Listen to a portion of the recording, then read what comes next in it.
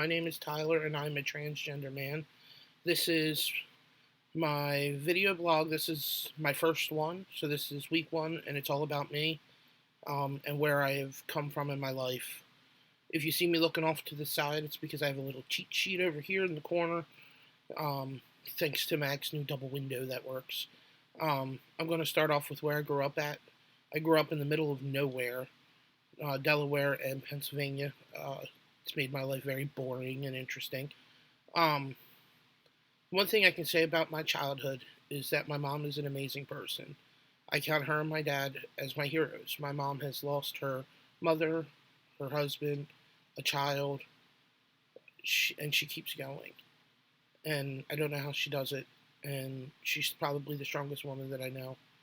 In 1994, my dad passed away.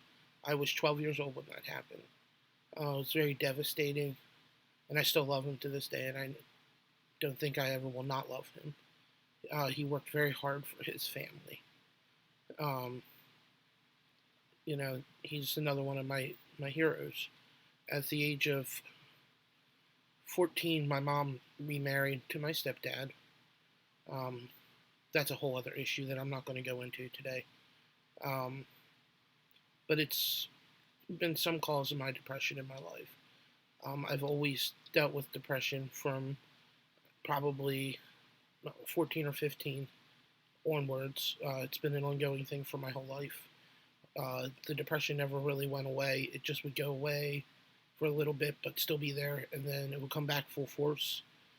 I ended up going to my first social worker in probably in my middle teens. It really didn't help much with the depression, but I think that's because there was other things going on in my life. When I was a teenager, things were weird for me. Um, it was very hard to be who I was meant to be in a time when I didn't like who I was, what I looked like. I was constantly picked on because of being fat, because of how I looked, because I didn't look like all the other girls out there. The one good thing is I grew up in the 90s, and I was in high school from 95 through 99. And during that era, as everybody knows, it was the grunge era. So we had plaid shirts, band t-shirts underneath, jeans, and work boots. So it was a very masculine type of clothing. So that actually helped me a lot through my teens. But I was still made fun of. But you know, things happen, and sometimes they happen for a reason. That's one of the few things that I can look back over at my life and see how I didn't see that I was transgender. But back then in the 80s, the 90s, even the early 2000s, it didn't have a name. We weren't taught that at a young age. There was just some women that looked like men, and it was never talked about. Even being gay was never talked about until the AIDS epidemic started, and is still going. My teens were really bad, and it really hurt me and affected the rest of my life up until this point. As an adult, things got worse.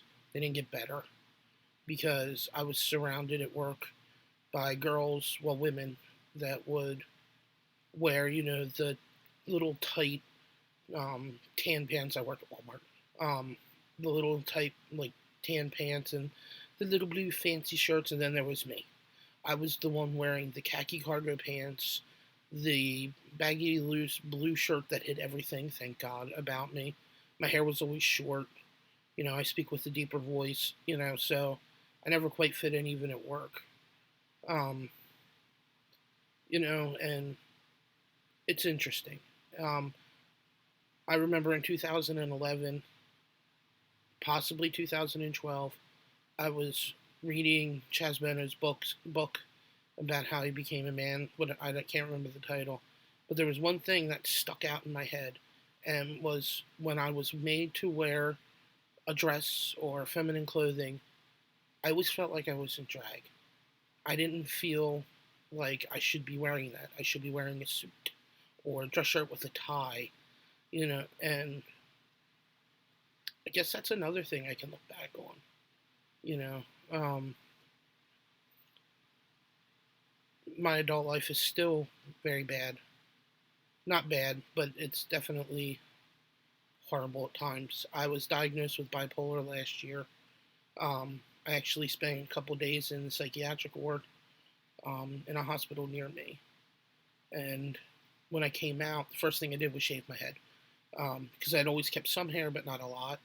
And at that point, I think I had figured out, I wasn't going to be that girl that everybody was expecting. So I shaved my head, and as you can see, I've kept it. It's a little long right now, but that's because winter's coming around. Um, I was eventually diagnosed with bipolar, and that changed my life. I can look at things now and say, oh, well, okay, I need to just pull myself out of this funk, make sure I take my medications, and don't give up. Um, I think some of the depression that came with it was not being willing to admit to myself that I was transgender at all. Um, when I left the hospital, I was sent to a social worker uh, who actually happened to be transgender, but I did not know this until I don't know several months ago. At the time, she was very nice to me, and the very first thing she said to me was, "How do you identify? As female or male?" Well, the first thing that came out of my mouth is female because that's what I look like. But that kind of stuck with me, up until a couple months ago when I finally told him. Um, that day on the way home after he asked me that, I sat there on the 45-minute ride home and said, do I really identify as female you know, or am I really a man? And I never really came to a conclusion until one day he just looked at me and said, what is your sexual orientation? And at that time, I had said lesbian. I had told my best friend of 14 years that, and she was fine with it. And when I told Brett that, it that didn't quite fit who I was. Even when I told my best friend, it didn't fit who I was. And when I said that, he looked at me. He said, how do you feel?" And I said, I feel 90% man, maybe 10% woman, not even maybe that much. I think the 10% was just because that's what my body looks like. Which I may add, I do not like my body. I don't care about the fat, it's everything else. Um, I just kept thinking about it. And when I was finally able to tell him, my depression started to go away. I wasn't fighting as much. Um, as I said, when you look back at the little things, you start to realize that, it's always been there. You just didn't have words for it. I very clearly remember in elementary school sitting at this lunchroom table surrounded by girls. I hate girls, especially at that age, catty little bitches. And I remember looking over at the table where all the boys were and said, what's the difference between girls and boys other than short hair and what they wore? At that age, you don't know anything else, and that was all I could, pick out. And it didn't make any sense to me as to why I had to have the long hair, wear the stupid little horrible shirts that my mom would put me in just because I had to. I always played with all the boys. All my toys were boys' toys. I mean, I never played with a Barbie a day in my life, unless I was cutting off its hair or dismembering it. Um, I would play with Hot Wheel cars, the action figures, and teddy bears. I still love teddy bears. They're right behind me. See? Um, oh, and there's Doctor Who, too. There's my Doctor Who. But, she never hindered anything, and I think that was a lot of another reason why when I look back, I can see the tiny little things. My mother never said, no, you can't do that, you're a girl. She said, that's what you want to do, go do it. I played hockey, street hockey, played baseball in my yard. I mean, there were all kinds of things that I did that I look back, and I'm just like, I really should have seen this a lot sooner. When I finally came out to everybody, it was very interesting. The first person I told, of course, was my social worker. The second person I told was a very dear friend of mine, um, who I have actually not met in person. You know who you are. Um, we have always trusted each other with different things, and I know her sometimes I think a little too much, and likewise with me, her to me. Um, she was very accepting. I was so nervous when I was typing that out on a text message. And I hate text messages when it comes to important stuff, but I don't like the phone either.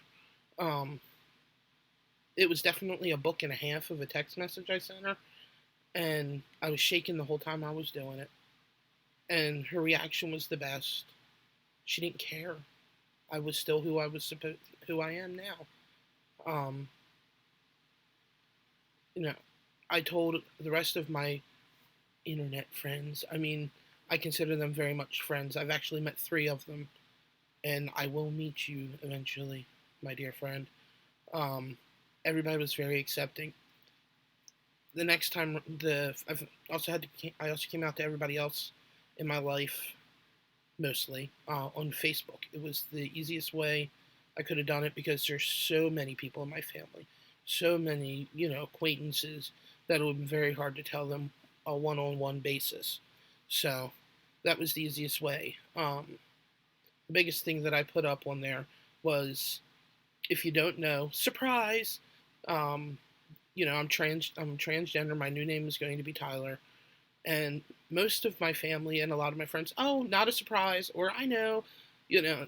So to me, they saw it long before I did, and that was very weird for me. I just wish somebody would have smacked me upside of the head and say, "Hey, look at yourself," but nobody did that, which is okay. Sometimes you have to go and figure it out on your own. That way, it's more real to you. Now, telling my mom was funny, um, but also very emotional for me. I had just gotten done with my appointment with my social worker, and that night I was helping my mom get into bed. And she's sitting on the end of her bed. I'm sitting on the chair in the room. And I said, Mom, I need to tell you something. It just, came up when I was with my social worker. And she looked at me. She said, let me guess. I said, okay. I thought she was going to say, oh, you're gay. No. She went, you're not my daughter. You're not a girl. You know you're a man. I said, exactly. I cried. She did not, which I thought was funny. And she said she wasn't surprised. Um, I think that was the big one that shocked me. I told my best friend of 14 years that I was not a lesbian, that I was transgender, and she was silent. And I didn't know what was going on, and I think it was more shock than anything. I told her son, who is a great young man. He's going to grow up to be an amazing husband to somebody. He's just, look, I have cats. I apologize. Come on, get down. Um, I had to tell him, and he was very cool with it. He didn't care. Um, but the aftermath of everything, everybody, oh, it's okay. It'll be, I accept it. Some of it is turned around. My mom will not refer to me as he or use my name. Um, that hurts. You know, my best friend, she tries. I'll give her credit, and I know it takes some time. It can take a lot of time for somebody to get used to it. But what hurts me is my mom is not trying, and I wish she would. She says she can agree with everything, but she can't change the name. She doesn't understand, or the pronoun. She doesn't understand how important that is. And I hope maybe she'll see this when I post it everywhere. That maybe she'll look at it and go, oh, well, then I need to, but I don't know. So, but anyway, that's enough about all that. I'll do this as much as I can. Sometimes it'll be rants. Sometimes it'll be something that's long and drawn out like this one. But I promise I will never make you sit again for 15 minutes. Thank you, everybody who listens to this. If you have any questions or comments, just leave them below.